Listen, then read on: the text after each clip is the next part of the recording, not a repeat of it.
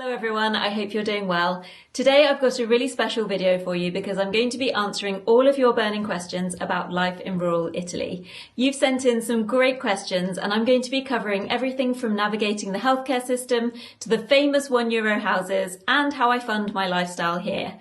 So if you haven't done so already, I strongly recommend you grab yourself a hot drink and let's dive into all things Italy. Right, I'm going to dive straight into your questions, and first up, a lot of you have been asking about the healthcare system here, which is completely understandable as I know that lots of you in the community are looking to retire here. So first up, I can tell you that the World Health Organization has ranked Italy as having the second best healthcare system in the world, which is a really encouraging statistic.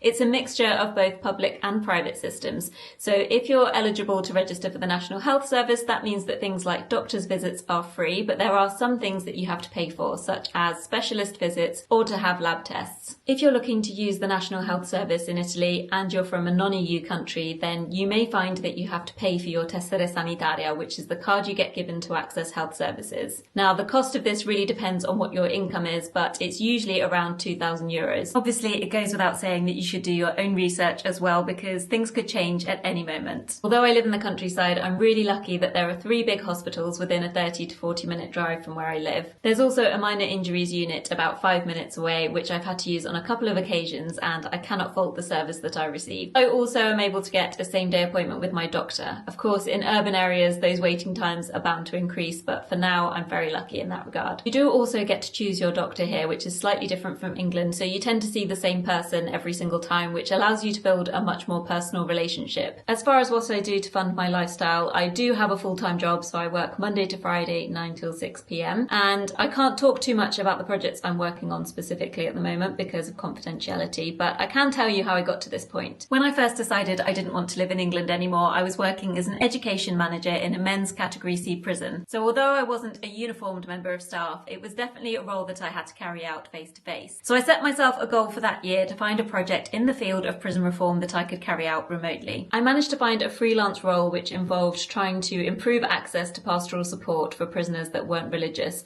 And then from that, I managed to find other remote work and it kind of grew into what it is now. I now work fully remotely without any obligation to attend meetings face to face, and so that's how I'm able to live in Italy full time. Next question, let's have a look. How is your YouTube journey going? Well, I would say really well if you consider that in terms of making great connections with people and finding a community of like-minded people. I really love the process of making content for you, from going out and doing filming to editing afterwards and even spending hours typing out subtitles. So I really hope that that comes across in my videos. If, however, you measure success in terms of numbers, then possibly not so well. And I've had a couple of occasions where I've worked so hard at videos and really thought they would do well and they just haven't resonated at all. The 2 that spring to mind probably are one that I did on the New Year's Eve celebrations in Venice, which I just thought was so beautiful, and the other one was my top 5 beauty spots in Abruzzo, which got very few views but is still one of the videos I'm most proud of.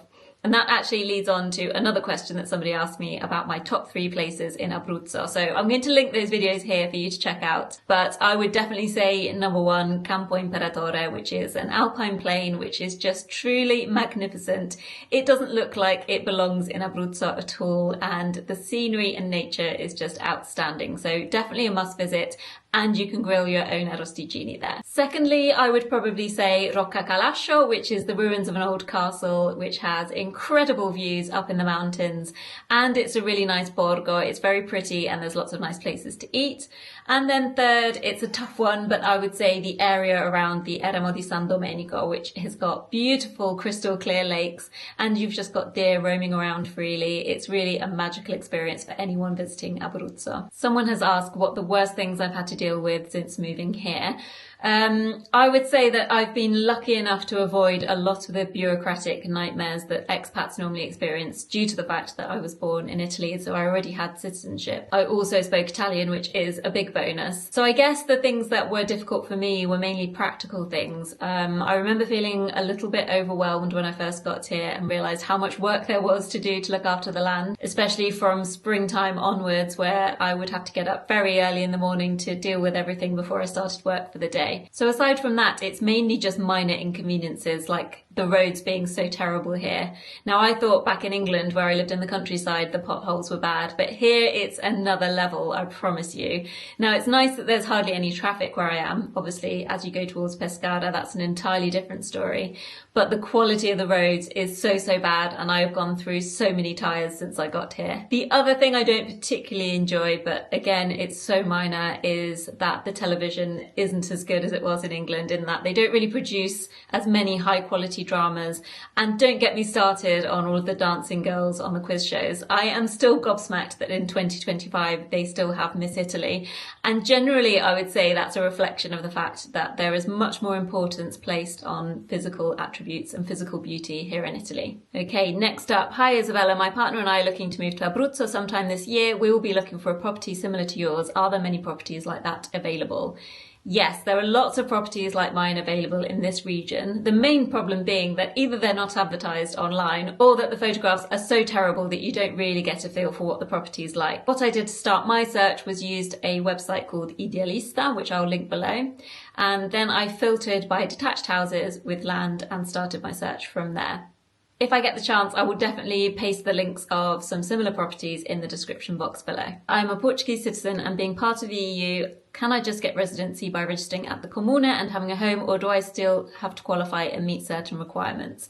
Not sure of the process, and if you have information on this. So again, please do your due diligence before moving here, because things could change at any point. But as far as I'm aware, you will need a codice fiscale, which is a tax code. You'll need a valid ID document. You'll need a proof of accommodation, so either a rental agreement or, obviously if you're buying a house, the deeds of the house. You'll need proof of income, and you will need to declare that you're going to spend at least 183 days of the year here in Italy. Also, if you're not planning to work here, then you'll need to provide proof of private health insurance. Once you have all that, it's a case of taking all of your original documents to the Comune, and it should be fairly straightforward from there. I've also had a question about whether there's an upper age limit for buying a house here. So if you're looking to take out a mortgage, then unfortunately you'll be very unlikely to secure one if you're over 70 years of age. If you're a cash buyer, on the other hand, then there are no restrictions. Someone has asked how common it is for people to speak English in rural areas, and I would say it really depends. The older generations tend not to speak English because they didn't learn it at school, but the younger generations do, and so they are fairly competent. Having said that, I definitely would try your best to learn as much Italian as possible before you get here. Firstly, because it will help you to feel less isolated once you get here, but also just as a sign of respect to those in the community, to show that you're making an effort, which always goes down really well. I've had a question about what bugs you might find here in rural Italy. So we do get scorpions, but the ones I've come across have been very small and harmless. And then the other really irritating one is a small green bug called a stink bug, which, as the name suggests, lets out a terrible odour. You tend to find them during late summer and early autumn. In terms of other creatures, the only venomous snakes we have here are vipers, which I've not come across yet. And then things you see most days are things like porcupines, foxes, deer, wild boar, occasionally the odd wolf, and very rarely a Mexican bear, which are an extremely endangered species. I think there are only around 35 left, mainly living in the Abruzzo National Park. And here, instead of having signs to slow down because of children crossing, you have signs that tell you to slow down in case you come across a Mexican bear. Also on the same topic, somebody wanted to know if mosquitoes are a problem here, and I would have to say a big yes, but it really depends on who you are. So my partner gets bitten all over regularly throughout the summer, whereas I can see them literally resting on my skin and brush them away, and I've not had a single mosquito bite since I arrived here. I have read that they prefer type O blood and I'm type A, so maybe that's something to consider if you're an O type. Another person has asked me what I do to get my hens to lay. So I did actually inherit the hens from the previous owner, and they were already laying, so that was fortunate. But I make sure I feed them a complete layer feed, which contains around 16% calcium and about 3% protein, and then sometimes I give them an oyster shell supplement as well. I give them grit to aid digestion, and then they roam freely around the land, so they obviously end up eating bugs, marigolds, and occasionally I might give them oats as a treat. I also do play music to them, which you may have seen in my videos, and I promise you that they lay bigger eggs when I do that, so I'm going to try and insert here a before and after picture. Okay, is there a more relaxed attitude to flying drones in Italy? There seems to be a lot of suspicion around them in the UK. I would say that if you're flying a drone under 250 grams like we do, then it seems to be fairly relaxed. Obviously, the same restrictions apply to not flying near airports and in military zones, but otherwise there just are fewer people with drones, so you tend to find the space that you need to be able to fly in peace. We do always try to be respectful if there are other people around, because I appreciate that the noise of the drone can be quite irritating and we don't want to disturb anyone, so we tend to just fly it when we're on our own. Next up, how would you describe your Italian dream and what makes la dolce vita for you? I love this question because I think it's really important to really consider what things are most important to you before you make a big move like changing country, and also to make sure that you don't have unrealistic expectations. For me, I would say there are 3 absolute essentials for me to feel happy, and the first one of those is feeling safe.